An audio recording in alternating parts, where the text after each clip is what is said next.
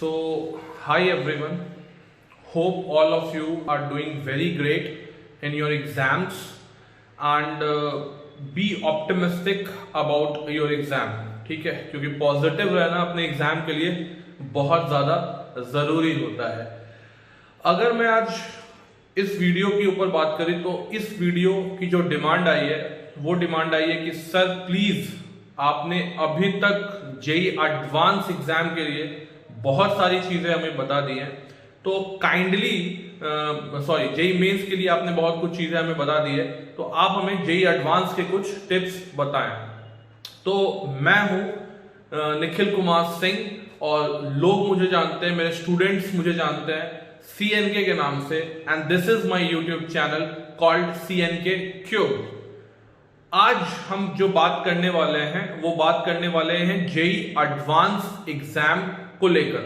ठीक है, देखिए सबसे पहले जेई एडवांस एग्जाम की जो टिप्स एंड ट्रिक्स हैं वो जानने से पहले आप ये जान लीजिए कि जेई एडवांस एग्जाम सबके लिए नहीं बना हुआ है। ठीक है, तो अगर हर बच्चा ये चाहेगा कि मेरा जेई एडवांस मेहनत से सिर्फ निकल सकता है और मेहनत जितना मैं करूंगा उतनी मेरी अच्छी रैंक आ सकती है, तो ये थोड़ा यहां पे मतलब सही नहीं है। ठीक है, क्यों सही नहीं है? बिकॉज जेई एडवांस एग्जाम में your hard work is not directly proportional to your rank. ठीक है, तो जितनी आप हार्डवर्क करोगे उतना आपको अच्छा रैंक मिल जाएगा, इसकी कोई गारंटी नहीं है। ठीक है, ये जेई मेंस एग्जाम में जरूर वैलिड है कि यहां पे 100% your hard work is directly proportional to the marks that you are going to obtain in the JEE mains exam. अब मैं यहां पे ये क्यों बोल रहा हूं कि जेई एडवांस में मेहनत जो है वो डायरेक्टली आपके स्कोर पे रिफ्लेक्ट नहीं होगा? देखो, जेई एडवांस जो है वो एक बहुत ही फंडामेंटल एग्जाम है that checks your fundamental concepts. ठीक है, यहां पे कोई थ्योरी बेस्ड एग्जाम नहीं है।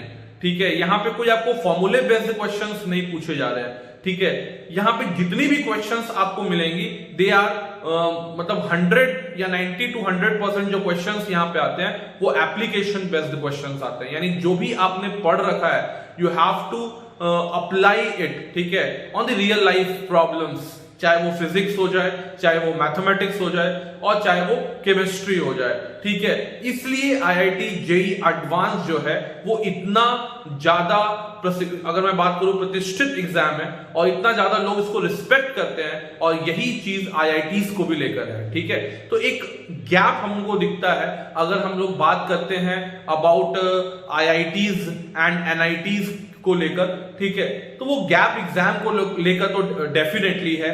जेई मेंस का एग्जाम बहुत आसान है in comparison to JEE advance exam. तो पहली चीज तो ये जान लीजिए कि यहां पे आपके पास एक बेसिक IQ होना बहुत जरूरी है टू क्लियर दिस एग्जाम। अगर वो बेसिक IQ आपके पास नहीं है तो सिर्फ हार्ड वर्क से आप इस एग्जाम को क्लियर नहीं कर सकते हैं, because it is not like board exam and I will say it is not like JEE mains exam जहां पे आपकी मेहनत डायरेक्टली मार्क्स में रिफ्लेक्ट होगी। यहां पे आपको चीजों को पढ़ने के बाद उसको अप्लाई, उनको रियल लाइफ प्रॉब्लम में अप्लाई करना बहुत जरूरी है। अब हम लोग बात करते हैं कि इसकी तैयारी कैसे करें। जेई एडवांस की तैयारी आप लोग कर रहे हैं तो इसमें अच्छे मार्क्स कैसे लाएं, या जो लोग इसमें क्वालिफाई करना चाहते हैं तो वो क्वालिफाई कैसे करें। सबसे मेन इंपॉर्टेंट चीज है कि आपके पास सबसे पहले इस एग्जाम के लिए एक प्रिंट आउट आप सिलेबस का जरूर रखें। ठीक है, तो जेई एडवांस एग्जाम का प्रिंट आउट आपके साथ हमेशा रहना ही चाहिए। ठीक है, ताकि आपको सिलेबस का एक क्लियर कट आइडिया हो कि कहां तक इसके बाउंड्रीज हैं, क्योंकि जब तक आपको ये नहीं पता होगा तब तक तो आप जेई एडवांस में कुछ भी नहीं कर सकते हैं। बिकॉज यहां पे सिलेबस जब आप देखोगे जेई एडवांस का तो सिलेबस इज वेरी कॉन्साइज, बहुत ज्यादा सिलेबस नहीं है, लेकिन जो भी चीजें यहां पे दी गई हैं वो बिल्कुल आपको डेप्थ में जाननी पड़ेंगी। उसमें आपको हाई क्वालिटी क्वेश्चंस, ठीक है, करने पड़ेंगे और तभी जाके आप इस एग्जाम के क्वेश्चंस को क्रैक कर पाओगे और फाइनली इस एग्जाम को क्रैक कर पाओगे, जो कि आपका अल्टीमेट मोटिव है। तो सबसे पहला काम दोस्तों आपको यह करना है कि आपको इस एग्जाम का सिलेबस का प्रिंट आउट, ठीक है, मोबाइल में भी रख सकते हैं, बट मैं प्रेफर करूंगा कि इसकी हार्ड कॉपी हमेशा अपने पास रखें। सेकेंड बात आती है कि आप अब किस सब्जेक्ट में किसको टारगेट कर सकते हैं। देखिए, आप मेहनत कर रहे हैं, मैं आपके मेहनत के ऊपर ज्यादा कुछ नहीं बोलूंगा, लेकिन किस किस चीज पे आप आगे निकल सकते हैं दूसरों से, ठीक है, उसमें मैं आपको जरूर आगे ये एक बात बोलूंगा। सबसे पहले केमिस्ट्री को लेकर हम बात करेंगे। केमिस्ट्री में सबसे पहले आप इनऑर्गेनिक केमिस्ट्री पे ज्यादा ध्यान दीजिएगा। अब अगर मैं मेंस की बात करता हूं तो मेंस में इनऑर्गेनिक केमिस्ट्री जो है वो एनसीईआरटी लेवल पे पूछी जाती है, ठीक है।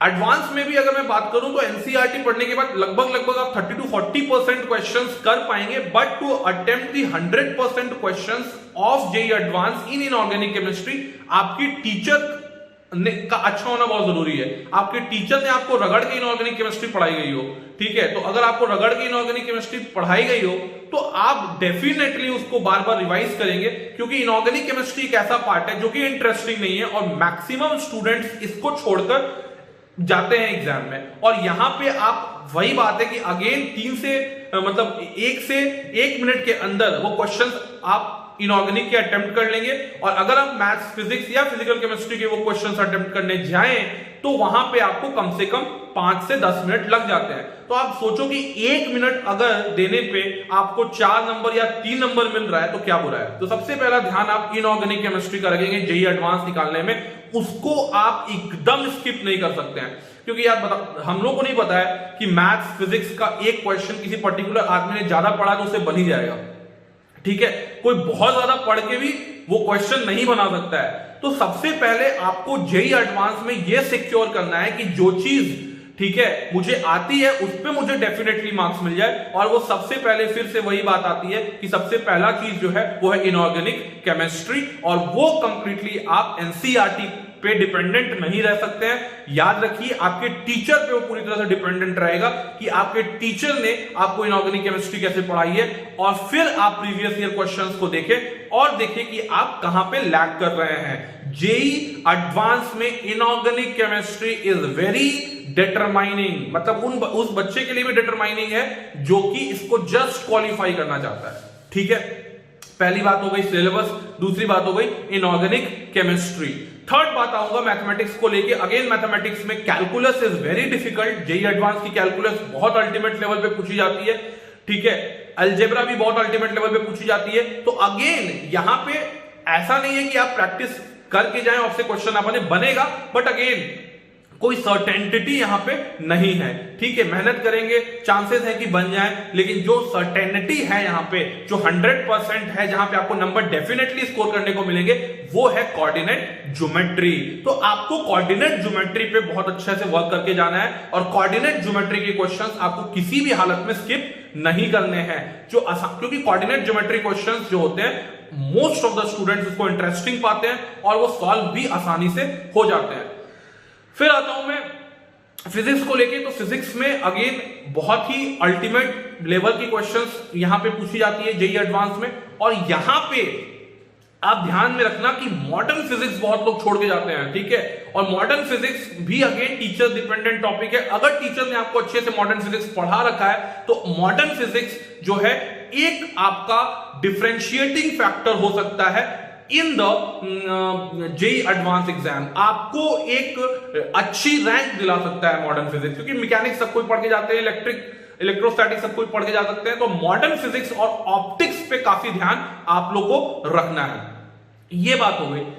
उसके बाद आप आता है प्रीवियस ईयर क्वेश्चन, जो मैं हमेशा आपको बोलता हूं, previous year questions JEE mains के लिए तो जितना इंपॉर्टेंट है उससे कहीं ज्यादा इंपॉर्टेंट ये आपके जेईई एडवांस एग्जाम के लिए है। तो प्रीवियस ईयर क्वेश्चंस जो है वो आपको करने हैं आपको topic wise, obviously topic wise ही बुक में आपको मिलेंगे, बट थोड़ा ध्यान रखिएगा कि आपको 2013 तक आप टॉपिक वाइज कर सकते हैं, 2013 तक आप उसको टॉपिक वाइज कर सकते हैं, इवन 2020 तक भी आप उसको टॉपिक वाइज कर सकते हैं, लेकिन 2013 के बाद पैटर्न जो है जेईई एडवांस का वो बदला है।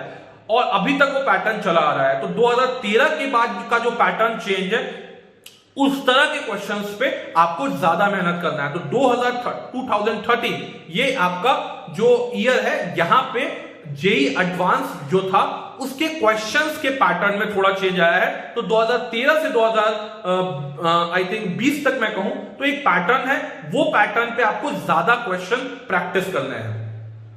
अब एक चीज ध्यान रखिएगा कि यहां पे आपको बहुत ज्यादा अपने दिमाग में टेंशन लेने की जरूरत नहीं है, ठीक है। बहुत ज्यादा टेंशन लेने से जेई एडवांस का एग्जाम नहीं निकलता है, ठीक है।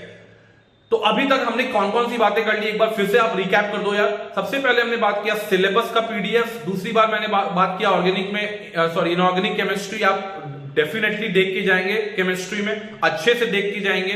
फिर अब मैंने बात किया कि मॉडर्न फिजिक्स में आप फिजिक्स में आप मॉडर्न फिजिक्स को अच्छे से देख के जाएंगे, ऑप्टिक्स को अच्छे से देख के जाएंगे, मैथ्स में कोऑर्डिनेट ज्योमेट्री अच्छे से देख के जाएंगे। पांचवा और सबसे इंपॉर्टेंट जो पॉइंट है वो है जेई मेंस का एग्जाम। देखो बेटा, अगर आपको ये लगता है कि यार जेई मेंस का एग्जाम क्या रखा है मुझे, तो मैं तो आईआईटीएन हूं, मैं आईआईटी के लिए बना हूं, ठीक है। अभी से अगर आप आईआईटीएन अपने आप को मान रहे हो, वेरी गुड, आपकी कॉन्फिडेंस बहुत अच्छी है, मान लो अपने आप को।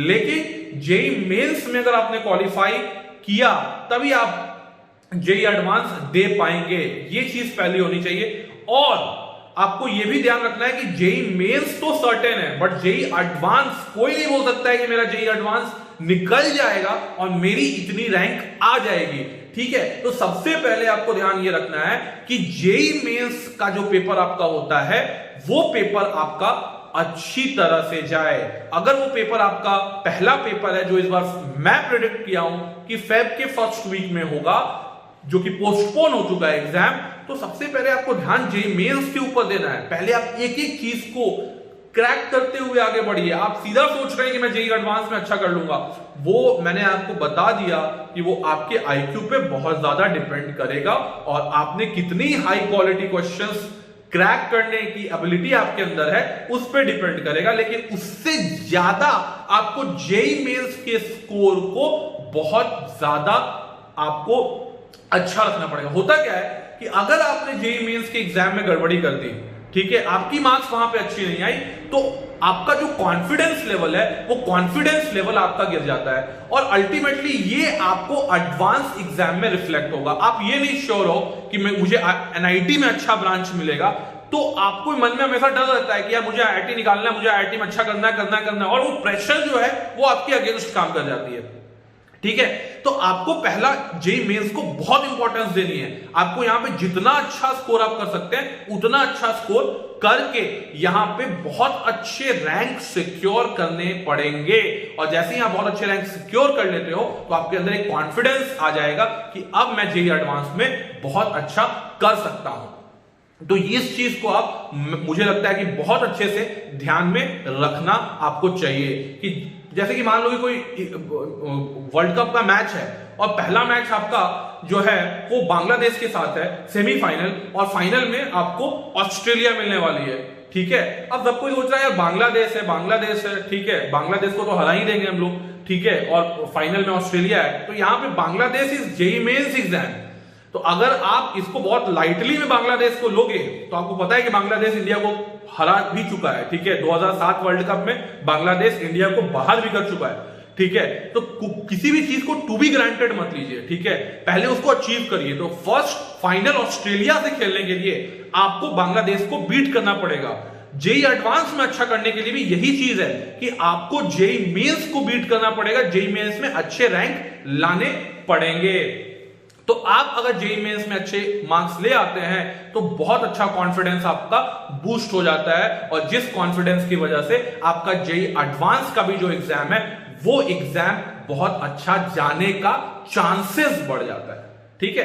तो आप अब छठी बात जो आती है वो छठी बात है, सिक्स्थ पॉइंट जो है जेई एडवांस को लेके, you have to solve the top quality questions. आप बहुत ज्यादा क्वेश्चंस मत बनाइए, आप टॉपिक्स को समझिए, थ्योरीज को समझिए, उसके एप्लीकेशंस को थोड़ा सोचिए, ठीक है। और ये जो है एक दिन में डेवलप नहीं होता है। अगर आप 2 साल से तैयारी कर रहे हैं, ठीक है, तो आपके अंदर वो क्वालिटी ऑलरेडी डेवलप हो गई होगी। ऐसा मैं मानता हूं। और जेईई एडवांस के प्रीवियस ईयर क्वेश्चंस को देखिए और उसी के इक्विवेलेंट जो अच्छी अच्छी बुक्स मार्केट में हैं उनसे आप क्वेश्चन अटेम्प्ट करने की कोशिश करिए। फिजिक्स में मेरे लिए तो बेस्ट ऑल एंड बेस्ट जो था वो हमेशा से एचसी वर्मा ही रहा है, तो आप एचसी वर्मा सॉल्व करिए। अगर वो आपको आसानी से सॉल्व हो जाती है, ठीक है, तो आप और भी बहुत सारे बुक्स को सॉल्व कर सकते हैं। आपको वो चीज ऑलरेडी मालूम है, आपके फिजिक्स टीचर ने वो बता रखा है। केमिस्ट्री में आप अगर मैं बात करूं तो आपको नरेंद्र अवस्थी की जो बुक है वो फिजिकल केमिस्ट्री में पूरी तरह से सॉल्व होनी चाहिए। उसमें बहुत अच्छे अच्छे जेईई एडवांस के करंट पैटर्न पे क्वेश्चंस दिए गए हैं।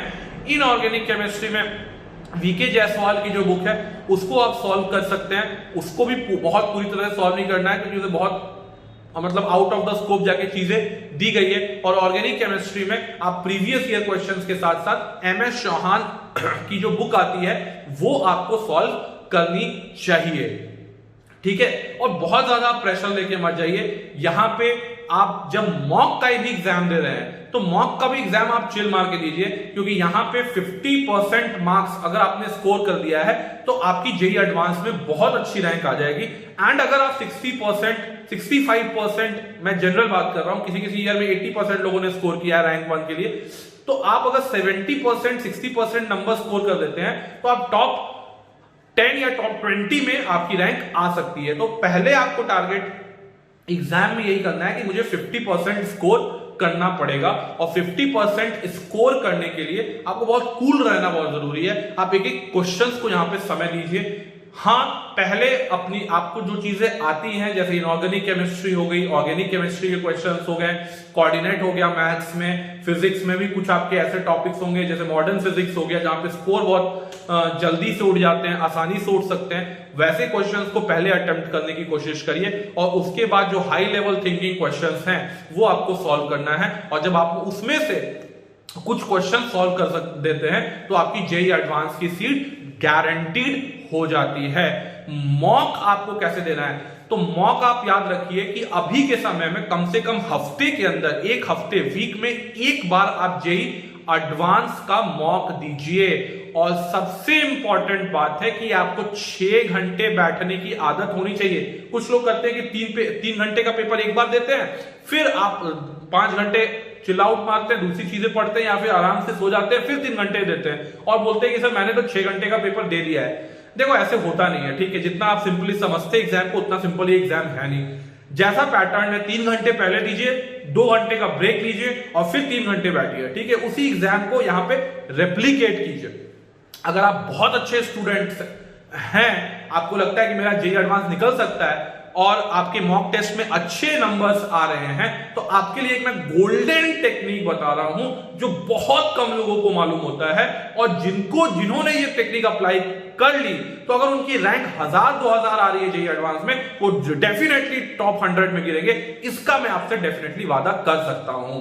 आपको करना क्या है, उन बच्चों को जिनको ये लगता है कि मेरा 1000 से 2000 रैंक आ सकता है, मेरे से प्रीवियस ईयर के क्वेश्चन सॉल्व हो जा रहे हैं, मेरी टाइम मैनेजमेंट अच्छी है, आपको बस आपके पास एक अच्छा तीर ब्रह्मास्त्र होना चाहिए ताकि आप उस अंडर 100 में या अंडर 200 में घुस जाए और आईआईटी बॉम्बे सीएसई आपका वेट कर रही हो। वो टेक्निक क्या है, थोड़ा डिफिकल्ट जरूर है, ठीक है। अगर मैं बात करूं तो अगर मुझे इसमें आपको ये टेक्निक के बारे में बताना है तो ये टेक्निक थोड़ा डिफिकल्ट टेक्निक है। हफ्ते में आपको एक दिन प्रैक्टिस करना है, लेकिन बिलीव मी गाइस, अगर आप ये टेक्निक हफ्ते में एक दिन फॉलो कर रहे हैं, आपको कोई नहीं रोक सकता जेईई एडवांस एग्जाम में बिलो 100 आने का, ठीक है। लेकिन पहले ये श्योरिटी हो कि आप अपने मॉक में, अपने इंस्टीट्यूट में टॉप रैंकर्स में हो, अब आप प्रीवियस ईयर क्वेश्चंस आसानी से सॉल्व कर पा रहे हो और आपको लगता हो कि मेरा जेईई एडवांस निकल सकता है।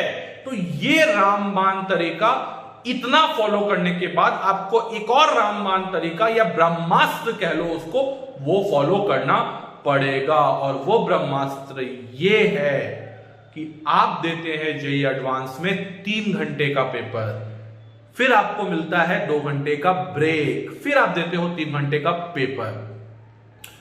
अब आपको जो प्रैक्टिस करनी है वो 3-2-3 नहीं करना है, आपको प्रैक्टिस करना है 4-2-4।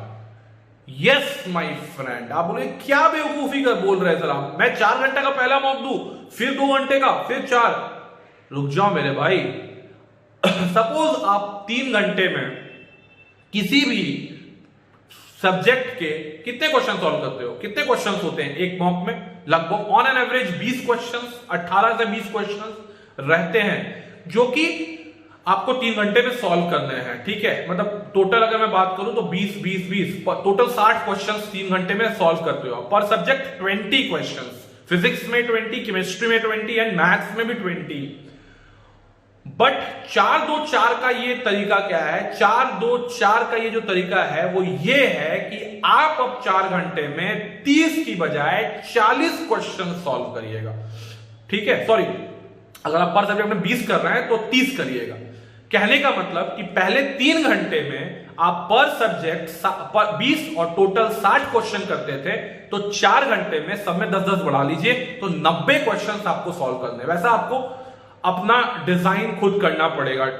ठीक है, वैसा कोई मॉक टेस्ट बनाता नहीं है, वो उन्हीं बच्चों पे किया जाता है, वो बेसिकली इंस्टीट्यूट करते हैं, बहुत कम इंस्टीट्यूट्स करते हैं।